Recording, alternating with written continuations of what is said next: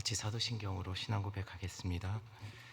전능하사 천지를 만드신 하나님 아버지를 내가 믿사오며 그 외아들 우리 주 예수 그리스도를 믿사오니 이는 성령으로 잉태하사 동정녀 마리아에게 나시고 본디오 빌라도에게 고난을 받으사 십자가에 못 박혀 죽으시고 장사한 지 사흘 만에 죽은 자 가운데서 다시 살아나시며 하늘에 오르사 전능하신 하나님 우편에 앉아 계시다가 저리로서 산 자와 죽은 자를 심판하러 오시리라.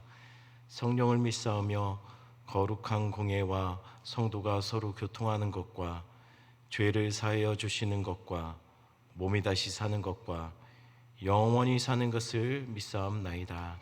아멘. 찬송가 336장 찬양합니다. 336장입니다.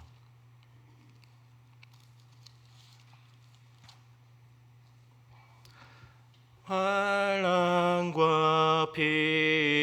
핍박 중에도 성도는 신앙직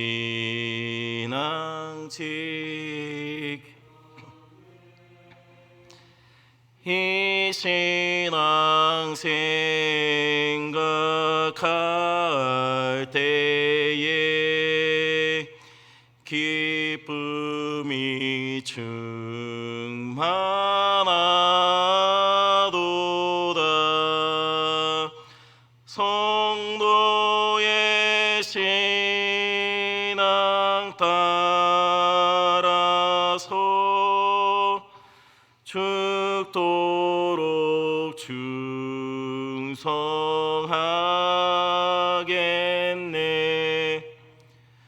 혹중에 매인 나 양심은 자유 얻었네. 우리도 고난 받으면 죽어도 영광되도다. 성도의 신앙 따라서 죽도록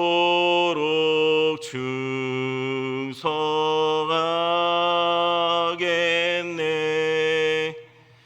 성도의 신앙 본받아 원수도 사랑하겠네.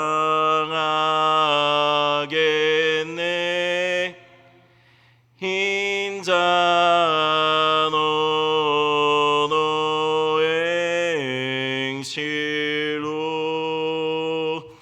이 신앙 전파하리라.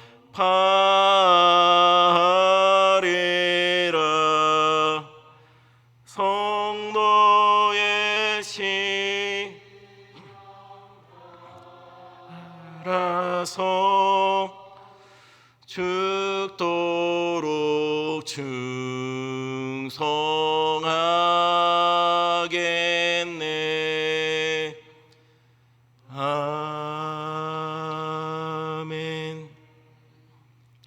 같이 말씀 보겠습니다. 말씀은 이사야서 53장 1절부터 10절까지만 보겠습니다. 이사야서 53장 1절부터 10절까지 말씀. 우리 성도님들 계신 곳에서 저와 함께 같이 한 절씩 교독하겠습니다. 제가 먼저 읽습니다. 우리가 전한 것을 누가 믿었느냐? 여호와의 팔이 누구에게 나타났느냐? 그는 주 앞에서 자라나기를 연한 순 같고 마른 땅에서 나온 뿌리 같아서 고운 모양도 없고 풍채도 없은즉 우리가 보기에 흠모할 만한 아름다운 것이 없도다. 그는 멸시를 받아 사람들에게 버림받았으며 강고를 많이 겪었으며 질고를 아는 자라. 마치 사람들이 그에게서 얼굴을 가리는 것 같이 멸시를 당하였고 우리도 그를 귀히 여기지 아니하였도다. 그는 실로 우리의 질고를 지고 우리의 슬픔을 당하였거늘 우리는 생각하기를 그는 징벌을 받아 하나님께 맞으며 고난을 당한다 하였노라. 그가 찔림은 우리의 허물 때문이요 그가 상함은 우리의 죄악 때문이라. 그가 징계를 받음으로 우리는 평화를 누리고 그가 채찍에 맞음으로 우리는 나음을 받았도다. 우리는 다 양 같아서 그릇 행하여 각기 제 길로 갔거늘 여호와께서는 우리의 모두의 죄악을 그에게 담당시키셨도다. 그가 곤욕을 당하여 괴로울 때에도 그의 입을 열지 아니하였으며 마치 도수장으로 끌려가는 어린 양과 털 깎는 자 앞에서 잠잠한 양같이 그의 입을 열지 아니하였도다. 그는 곤욕과 신문을 당하고 끌려갔으나 그 세대 중에 누가 생각하기를 그가 살아있는 자들의 땅에서 끊어짐은 마땅히 형벌받을 내 백성의 허물 때문이라 하였으리요.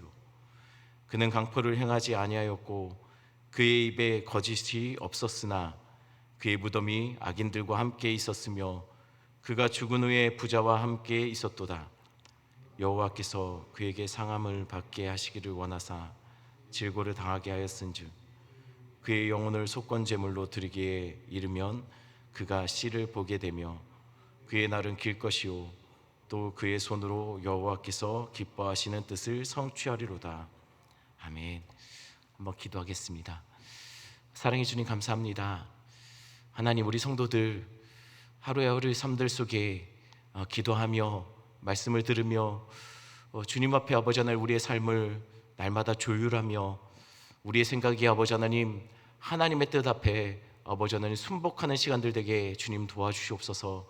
기도할 때마다 하나님 나의 의지와 나의 생각과 나의 계획이 더욱더 선명해지고 분명해지는 시간이 아니라 하나님 뜻, 하나님의 마음이 우리 마음속에 가득 부어져서 우리의 생각이 꺾이고 우리의 마음이 아버지 하나님 우리의 계획이 주님의 뜻으로 아버지 하나님 정복되어지는 시간 되어질 수 있도록 주여 붙잡아 주시옵소서. 말씀을 들으려고 합니다. 말씀을 들을 때마다 순종케 하여 주시고 겸손케 하여 주시고 아버지 하나님 우리의 생각이 아닌 하나님의 생각 앞에 우리가 아버지 하나님 겸손히 우리의 모든 것을 내려놓고 엎드릴 수 있는 시간 되게 주님 도와주시옵소서. 감사를 드리며 예수님의 이름으로 기도드렸습니다. 아멘. 기억하실지 모르겠지만 제가 이사야서 후반부를 시작할 때 이사야서의 구조가 어떻게 되는지에 대해서 먼저 설명을 하고 시작했습니다. 이사야서는 크게 두 구분으로 나눠집니다. 물론 셋으로도 쪼개기도 하지만요, 크게 두 부분으로 나누면 이렇습니다. 전반부가 1장부터 39장까지입니다. 그리고 후반부는 나머지 40장부터 66장까지 27장을 말합니다. 그래서 이사야 구조가 성경 전체를 닮았다고 합니다. 성경 전체가 구약과 신약으로 나눠지지 않습니까? 구약은 39권입니다. 신약은 27권이죠. 합쳐서 66권입니다. 이사야서도 마찬가지입니다. 전반부가 1장부터 39장까지, 그 다음 나머지 27장, 그러니까 40장부터 66장까지 27장이 바로 후반부입니다. 그래서 이사야서도 총 66장으로 되어 있습니다. 계속해서 우리는 그 후반부에 해당되는 부분을 다루고 있습니다. 그럼 후반부는 누구에게 쓴 글일까요? 이사야서는 후반부를 읽는 대상을 예루살렘 멸망 후에 바벨론 포로로 끌려간 자들, 그래서 그곳에 흩어져 살고 있는 노예들로 살아가고 있는 유다 백성들을 위해서 기록한 부분이 바로 후반부입니다. 그럼 이사야 후반부의 주된 내용은 무엇일까요? 다시 말씀드리지만 그건 하나님께서 흩어진 유다 백성들에게 행하실 새로운 구원의 이야기입니다. 즉 이스라엘의 회복과 구원의 메시지가 주로 후반부를 채우고 있다는 것입니다. 그럼 이 메시지를 듣는 포로된 유다 백성들에게는 아마 이 메시지를 듣는 동안 궁금증이 생겼을 겁니다. 그건 뭐냐면요, 분명 회복의 메시지는 아마 들으면 기분이 좋아지는 것일 거예요.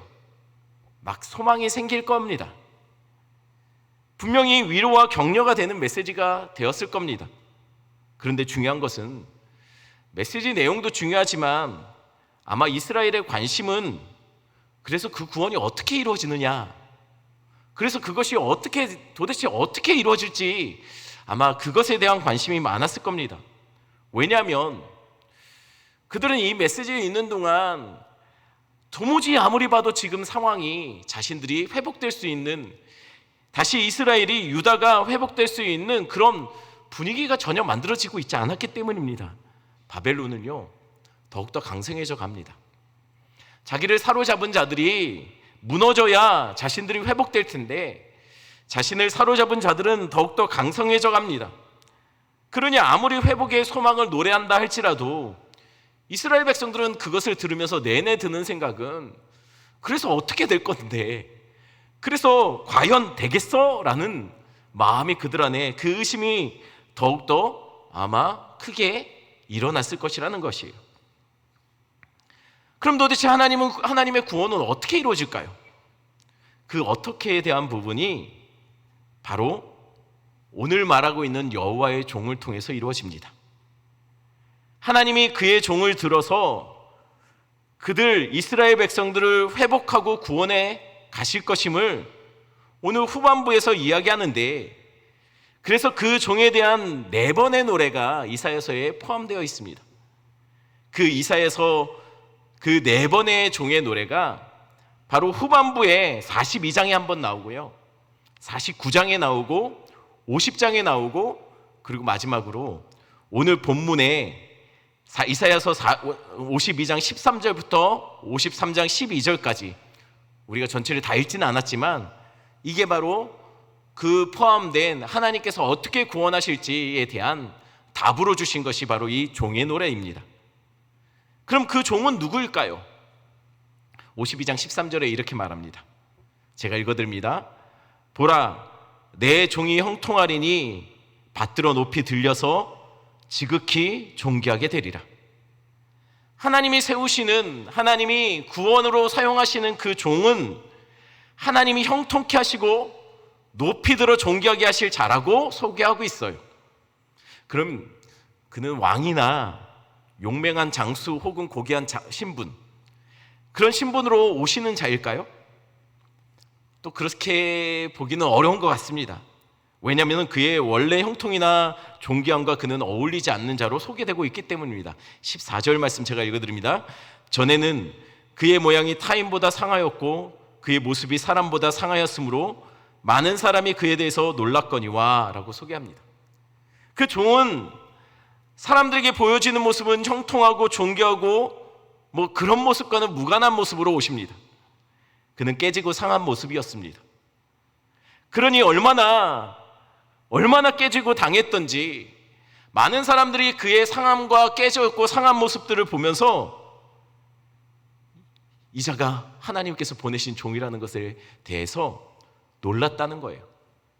아니, 어떻게 하나님의 종이 이렇게 깨지고 상한 모습으로 올 수 있느냐, 말하자면 충격을 받는다는 것이에요.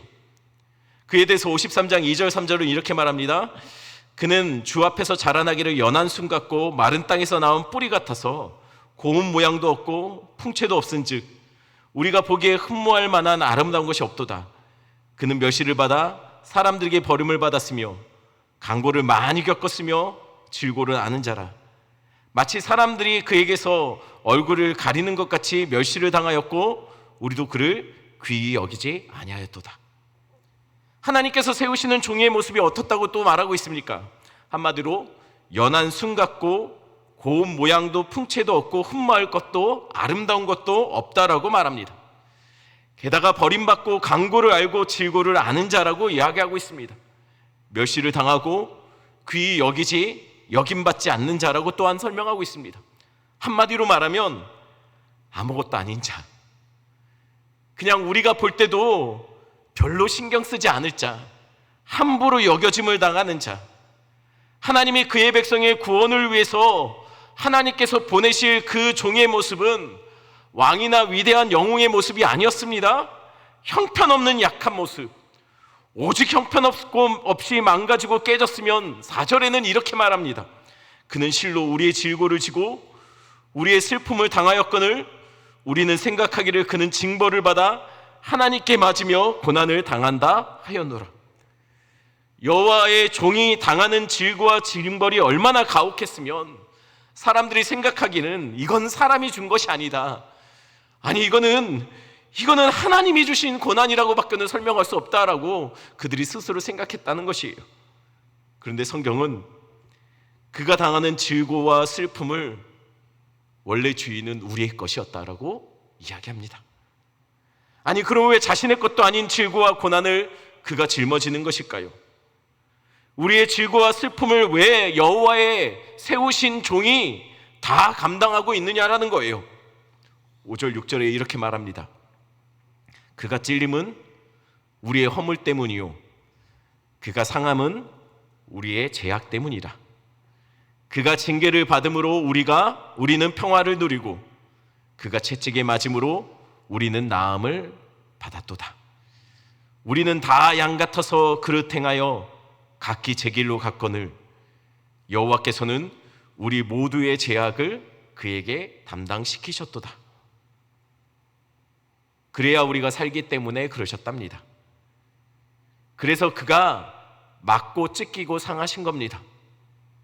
그가 찔려야 우리의 허물이 치유되기 때문이에요. 그가 상해야 우리의 죄악이 용서되기 때문이라고 말하고 있습니다. 그가 징계를 받아야 우리에게 평화가 임하고 그가 맞음으로 우리가 나음을 얻게 되기 때문이라고 오늘 성경은 이야기하고 있습니다. 그가 우리의 당할 아픔과 고난을 다 짊어지고 가셨다는 거예요. 성경은 그가 당한 모든 아픔과 고통은 우리의 죄악을 담당하기 위한 고난이었다라고, 자신의 것이 아니라 우리의 것이었다라고 이야기합니다. 10절 말씀 한번 같이 읽어보겠습니다. 10절입니다. 여호와께서 그에게 상함을 받게 하시기를 원하사 질고를 당하게 하셨은즉 그의 영혼을 속건 제물로 드리기에 이르면 그가 씨를 보게 되며 그의 날은 길 것이요 또 그의 손으로 여호와께서 기뻐하시는 뜻을 성취하리로다. 하나님의 종이 고난받고 상함은, 그의 상함과 고난은 하나님이 원하신 것이었다라고 성경이 말하고 있습니다. 그의 뜻으로 그분은 속건 제물로 드려졌습니다. 여기서 속건 제물이라는 뜻은요, 잘못에 대한 어떤 죄에 대한 피해를 대가를 치러 보상하는 것을 말합니다. 죄를 지은 자들을 위해서 여호와께서 종을 보내셨는데 그 종이 해야 할 일은요, 죄인들이 지어서 하나님께 마땅히 치러야 될 대가, 하나님의 마음을 상하게 하고 이 하나님과의 맺었던 언약 관계를 깨트리게 했던 것에 대한 보상을 하기 위해서 하나님께서 여호와의 종을 보내셨다는 거예요. 죄는 인간이 지었는데 그 죄에 대한 대가를 하나님이 보낸 자를 통하여서 하나님은 받아내겠다라는 거예요. 인류에는 어떤 인간도, 이 땅에 태어난 모든 사람도 이 땅에 태어나는 순간부터 살아가기 위해 각자의 삶의 목적이 있고 목표가 있습니다. 이 땅에 보내진, 숨쉬는 모든 사람은 살기 위해 이 땅에 보내진 사람들입니다. 그런데 유일하게 죽기 위해 대가를 치르기 위해서 보내진 자가 있습니다. 도대체 이 종이 누굴까요? 하나님께 저주받기 위해 이 땅에 보내진 자, 이 자가 누구냐는 거예요. 분명한 것은 이 종은 단순히 현재 바벨론의 포로로 끌려간 이스라엘만을 위해 보내진 종은 아닙니다. 또한 그들의 상황처럼 현재 세상 곳곳에 흩어져 악한 문화 속에, 죄악의 이 땅의 악한 문화 속에 사로잡혀 포로된 자로 흩어져 살고 있는 지금 성도들을 향한 메시지이기도 합니다. 이 종은 지금도 우리 같은 자들을 위해서 하나님께서 이전에 보내셨던 종이십니다. 그럼 도대체 우리의 죄악을 짊어지고 고통받고 찢겨지고 우리의 죄가를 치르시는 이 종이 누구냐라는 거예요. 바로 예수 그리스도를 말합니다. 십자가에서 그것이 선명하게 성취되었습니다. 이것이 이사야서에서 반복되어 말하고 있는 하나님이 행하실 새 일이었습니다. 아무도 상상하지 못했던 새로운 구원. 도무지 주변의 다른 민족들에게는 나타날 수 없는, 다른 종교에서는 보여줄 수 없는 그 놀라운 구원의 메시지. 어떻게 하나님께서 자신의 아들을 죽여서 죄인들을 구원할 수 있습니까? 어떻게 죄인들의 죄에 대한 대가를 하나님 그분이 스스로 치르기 위해 그의 아들을 이 땅에, 죽을 수 없는 하나님께서 죽을 수밖에 없는 인간의 몸을 입고 이 땅에 오실 수 있습니까? 왜냐하면 그분이 죽어야 대가가 치러지기 때문이죠. 그것을 하나님이 원하셨다라고 오늘 본문은 이야기하고 있습니다. 아들이 인류의 모든 죄를 짊어지고 죄인들을 위해서, 원수된 자들을 위해서 그렇게 죽으시는 것을 하나님이 원하셨다는 거예요. 그렇게 한다고 해도 아마 죄인들은 끊임없이 멈추지 않고 계속 반복하여 죄를 질 겁니다. 우리의 여전히 해결되지 않는 죄의 습관들처럼 말이죠. 아무리 그의 아들을 내어주었다 해도 좀처럼 죄인들은 변하지 않을 겁니다. 마치 변하지 않는 우리들처럼 말이죠. 그러나 하나님은 죄밖에 모르는 우리를 살리기 위해 죄를 모르시는 예수 그리스도를 이 땅에 보내셔서 십자가에 찢어 죽게 하셨다는 거예요. 그래서 죄인들이 당할 그 질고를 하나님은 예수님이 짊어지고 가게 하신 겁니다. 이것이 바로 기독교가 다른 종교와는 다른 종교, 우리의 신앙을, 특별한 우리의 은혜임을, 우리 기독교가 은혜의 종교임을 우리에게 말해주고 있는 것이죠. 우리 이 시간 같이 말씀 생각하시면서 함께 기도하는 시간을 갖겠습니다. 우리 함께 기도할 때 특별히 오늘 우리 성도들 곳곳에서 예배 드릴 텐데 우리의 예배 삶이 흔들리지 않도록 우리 성도들 있는 곳에서 예배의 삶을 살아낼 수 있도록 위해서 기도하기 바랍니다. 또 우리 다음 세대 성경학교가 진행되고 있습니다. 또한 준비되고 있습니다. 성경학교 수련회 속에 하나님의 말로 닿을 수 없는 은혜가 부어질 수 있도록 해달라고, 오늘 예배에 특별한 은혜가 임하게 해달라고, 또한 우리 환우들을 위해서 우리 기도하시고, 또한 여러분들 있는 곳에서 각자 기도 제목 가지고 기도하시다가 기도를 마무리하시면 될 것 같습니다. 함께 기도.